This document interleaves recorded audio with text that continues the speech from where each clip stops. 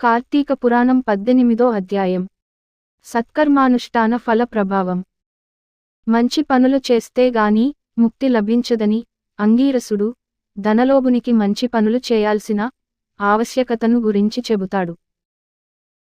అందుకు ధనలోభుడు అంగీరసునికి నమస్కరించి ఇలా అన్నాడు: ఓ మునిచంద్ర, మీ దర్శనం వల్ల నేను ధన్యుడనయ్యాను.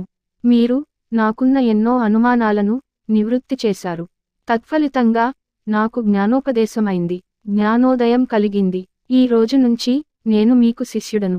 తండ్రి, గురువు, అన్నా, దైవం అన్నీ మీరే. నా పూర్వ పుణ్య ఫలితాల వల్లే నేను మిమ్మల్ని కలిశాను. మీ వంటి పుణ్యమూర్తుల సాంగత్యం వల్ల నేను తిరిగి ఈ రూపాన్ని పొందాను. లేకుంటే అడవిలో ఒక చెట్టులా ఉండాల్సిందే కదా. అసలు మీ దర్శన భాగ్యం కలగడమేమిటి? కార్తీక మాసం కావడమేమిటి? చెట్టుగా ఉన్న నేను విష్ణువు ఆలయాన్ని ప్రవేశించడమేమిటి?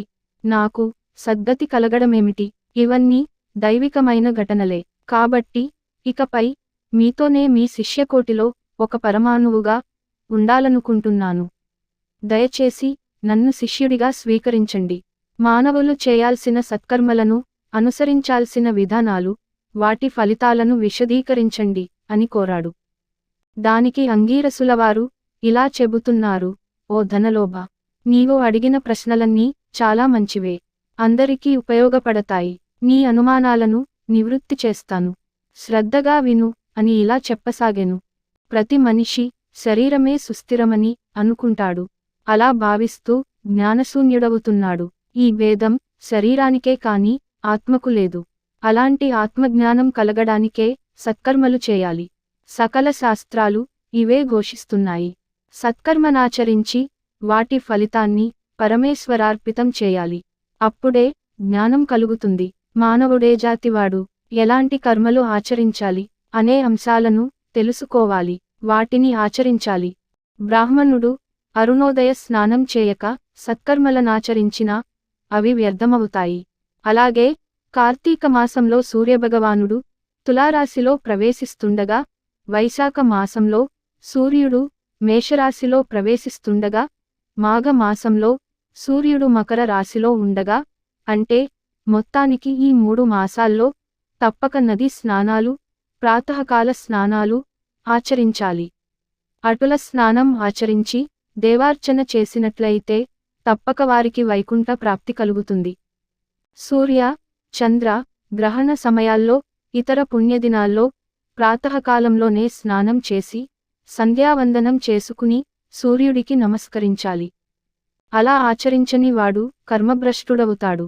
కార్తీక మాసంలో అరుణోదయ స్నానం ఆచరించిన వారికి చతుర్విధ పురుషార్థాలు సిద్ధిస్తాయి. కార్తీక మాసంతో సమానమైన నెలగాని, వేదాలతో సరితూగే శాస్త్రంగాని, గంగాగోదావరులకు సమాన తీర్థాలుగాని, బ్రాహ్మణులకు సమానమైన జాతిగాని, భార్యతో సరితూగే సుఖము, ధర్మంతో సమానమైన మిత్రుడు, శ్రీహరితో సమానమైన దేవుడు లేడని ప్రతి ఒక్కరూ తెలుసుకోవాలి. కార్తీక మాసంలో విద్యుక్త ధర్మంగా స్నానాదులు ఆచరించినవారు కోటియాగాల ఫలితాన్ని పొందుతారు అని వివరించెను. దీనికి ధనలోభుడు తిరిగి ఇలా ప్రశ్నించెను: ఓ మునిశ్రేష్ఠ, చాతుర్మాస్య వ్రతమనగానేమిటి? ఎవరు దాన్ని ఆచరించాలి? ఇదివరకెవరైనా ఆ వ్రతాన్ని ఆచరించారా? ఆ వ్రత ఫలితమేమిటి? దాని విధానమేమిటి? నాకు సవివరంగా తెలపగలరు అని కోరాడు. ధనలోభుడి ప్రార్థనను మన్నించిన అంగీరసుడు ఇలా చెబుతున్నాడు: ఓ ఈ చాతుర్మాస్య వ్రతమనగా మహావిష్ణువు మహాలక్ష్మీదేవితో ఆషాఢ శుద్ధ ఏకాదశి రోజున పాల సముద్రంలో శేషపాన్పుపై శయనించి కార్తీక శుద్ధ ఏకాదశి రోజున నిద్రలేస్తారు. ఆ 4 నెలలను చాతుర్మాస్యమంటారు. అనగా ఆషాఢ శుద్ధ ఏకాదశిని శయన ఏకాదశి అని, కార్తీక శుద్ధ ఏకాదశిని ఉత్తాన ఏకాదశి అని పిలుస్తారు. ఈ 4 నెలలు విష్ణుదేవుడి ప్రీతి కోసం స్నాన, దాన, జప, తపాది సత్కార్యాలు చేసినట్లయితే పుణ్యఫలితాలు కలుగుతాయి. ఈ సంగతి శ్రీ మహావిష్ణువు వల్ల తెలుసుకున్నాను. ఆ సంగతిని నీకు చెబుతున్నాను. తొలుత కృతయుగంలో వైకుంఠంలో గరుడ గంధర్వాది దేవతలు వేదాలతో సేవించబడే శ్రీమన్నారాయణుడు లక్ష్మీ సమేతుడై సింహాసనంపై కూర్చుని ఉండగా, ఆ సమయంలో నారద మహర్షి వచ్చి కోటి సూర్యప్రకాశవంతుడైన శ్రీమన్నారాయణుడికి నమస్కరించి ముకుళిత హస్తాలతో నిలబడి ఉన్నాడు.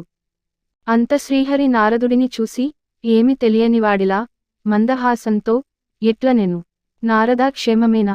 త్రిలోక సంచారివైన నీకు తెలియని విషయాలే లేవు. మహామునుల సత్కర్మానుష్ఠానాలు ఎలాంటి విఘ్నాలు లేకుండా సాగుతున్నాయా? ప్రపంచంలో అరిష్టములేమీ లేవు కదా అని కుశల ప్రశ్నలు వేసెను.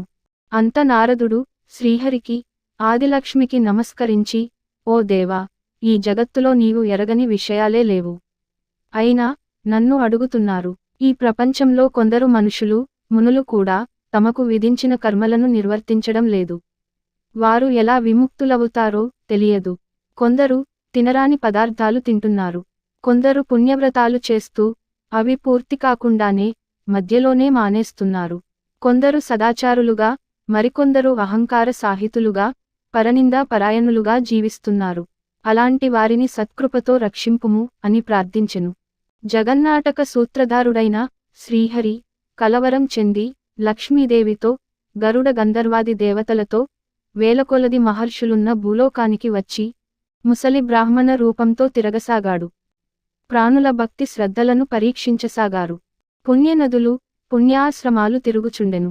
ఆ విధంగా తిరుగుతున్న భగవంతుడిని గాంచిన కొందరు అతను ముసలి రూపంలో ఉండడంతో ఎగతాళి చేయసాగారు.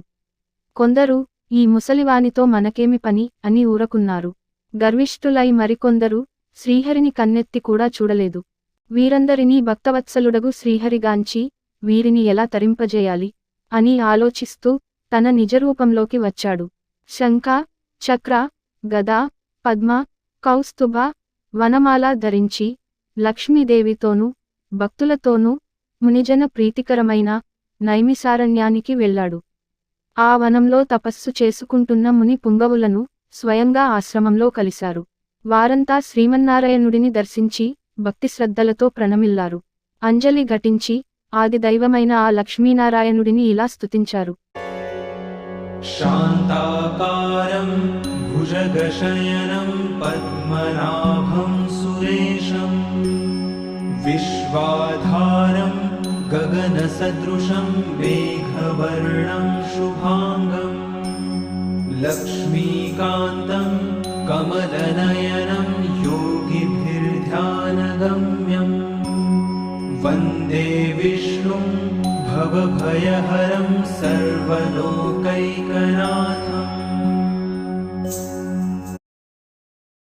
స్కంద పురాణాంతర్గత వశిష్ఠ ప్రోక్త కార్తీక మహాత్య మందలి అష్టాదశాధ్యాయం 18వ రోజు పారాయణం సమాప్తం.